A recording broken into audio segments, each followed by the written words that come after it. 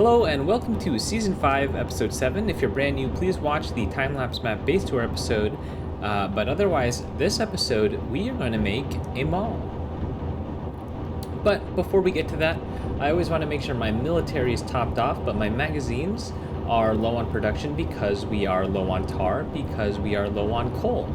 So let's go ahead and make coal to make tar to make more military.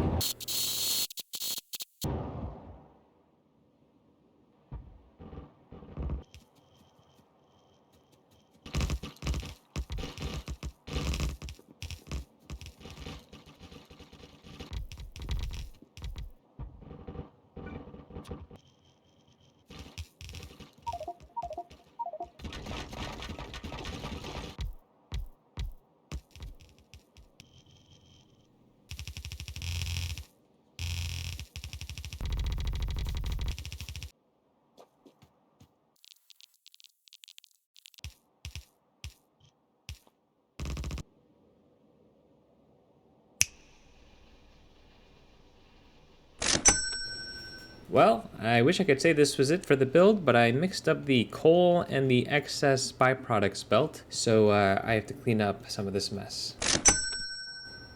In other news, my excess byproducts belt is backed up, and the culprit is the lack of composting speed. So let's fix that.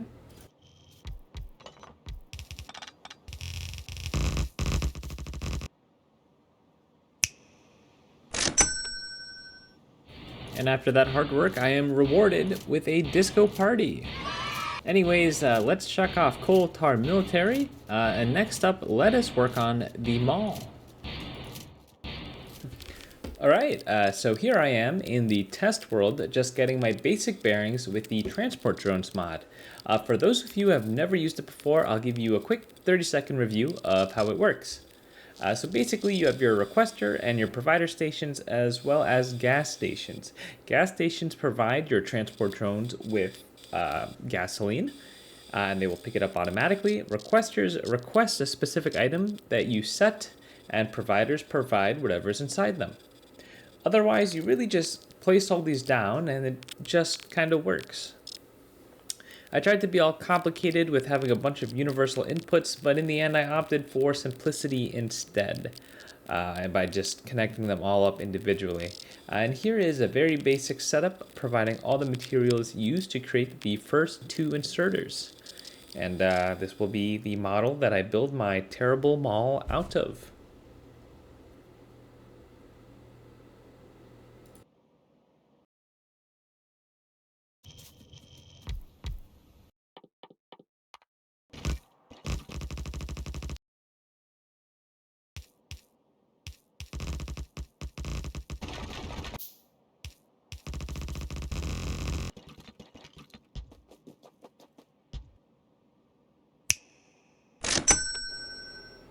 Alright, so I finished plugging in a bunch of different basic inputs. This includes a bunch of plates, alloys, small parts, batteries, plastic, etc, etc. And since we're having power issues, the first item I want to automate in our mall is aerial turbines.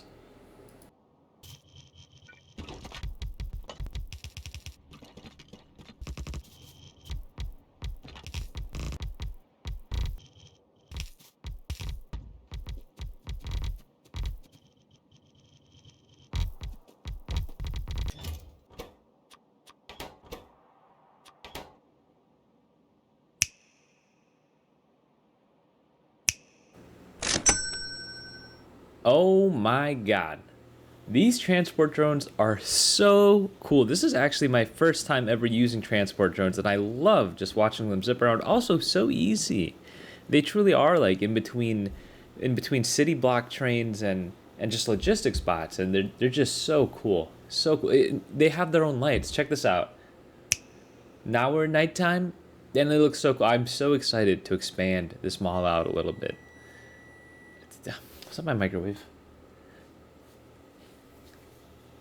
Alright, but let's pull up the recipe for the aerial turbine. It is the craziest recipe I've ever worked with. It's 12 inputs total. That is the shaft, aluminum plate, bolt, anemometer, simple circuit board, small parts, intermetallics. I believe it's called a utility closet cabinet. batteries, plastic, copper cable, and hot air. The new byproducts that I've never made before are the utility cabinet and the anemometer. Utility cabinet was just iron, copper, simple circuit boards, plastic, and tin cable. And tin cable is obviously just tin and copper cable.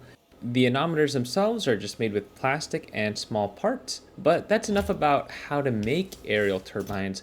What are aerial turbines? So the aerial turbines are floating accumulators that bounce from power pole to power pole and generate electricity as they float between the points. There's a limited airspace, which is about one aerial turbine per 3 power poles. Each aerial turbine has a capacity of about 400 megajoules, which is a ton, but they only deposit their electricity once they have reached their destination, which, depending on the destination, can be a very long time. They are extremely cool and diverse and an excellent addition to my playthrough and my power supply system. Interestingly enough, the bottleneck for the aerial turbines isn't hot air or intermetallics or even the iron next-lit iron special alloy. It's actually copper. We're out of copper for some reason. So let's just go over here and then we can.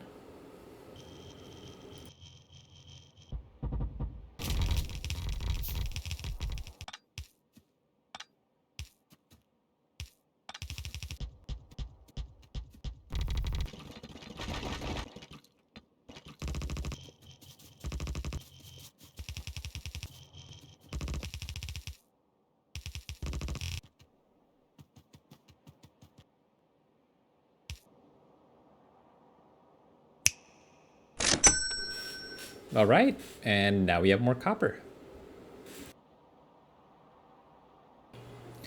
Okay, now we can check off aerial turbines and move on to the next easiest power option, the VAWT. It is VAWT. It stands for Vertical Access Wind Turbine. And I thought aerial turbines were impressive, but VAWTs take a total of 13 different items. And we have the means to produce everything in the small except for skin. So let's start by dragging that over.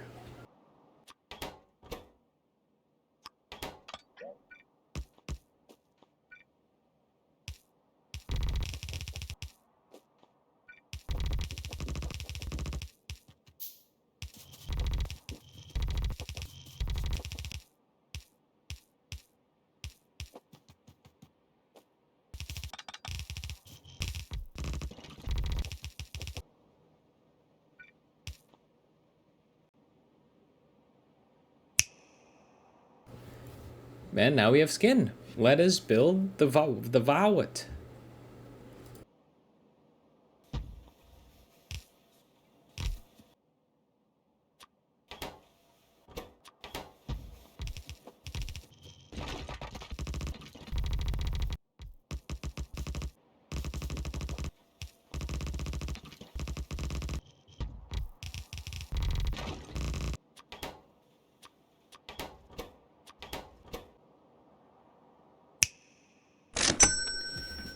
And there we go, the VAWTs are done. It took an impressive 13 ingredients. That is the shaft, belt, bolt, anemometer, gearbox, which is new. We had to build that. We had to build the belts too. Simple circuit board, small parts, intermetallics, utility box, duralumin, plastic bars, copper cables, and the skin. I did have to bring in fish oil for the gearbox, and that is how we make the VAWT. So what is so special about the VAWTs? Okay, so HAWTs only require 5 ingredients, so they should be relatively simple to make. I think a lot of these are new, but I think we should have most of the parts here. So let's go ahead and just...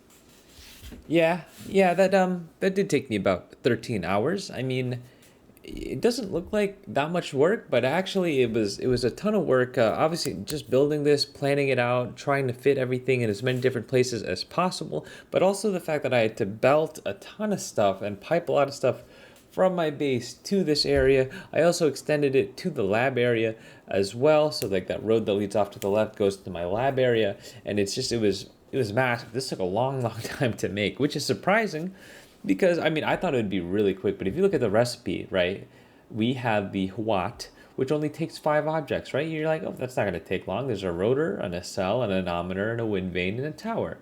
And so you make the rotor, and the rotor is made by blades, bolts, and treated wood and melamine.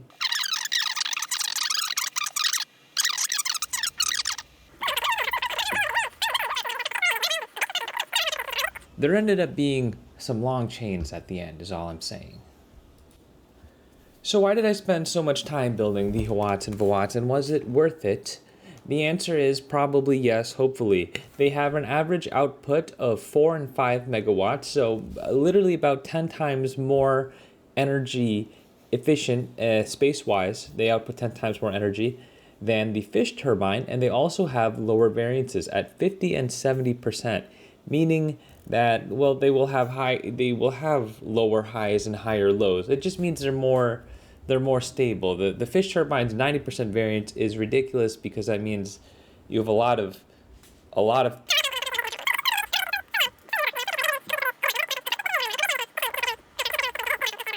the new Factorio 2.0 so have before I jump to rails. I'm talking too much again, aren't I? Anyways, the transport drones are here. They look cool in the daytime. They look cool in the nighttime. Oh, they don't look that cool in the nighttime. So I spent a bunch of time coding them or changing the code for them. And now they look cool in the nighttime.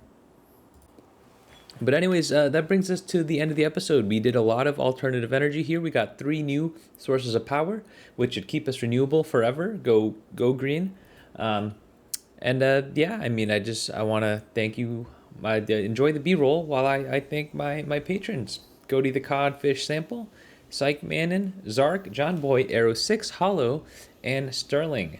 Thank you guys so much, and for everyone else, I will see you in the next episode.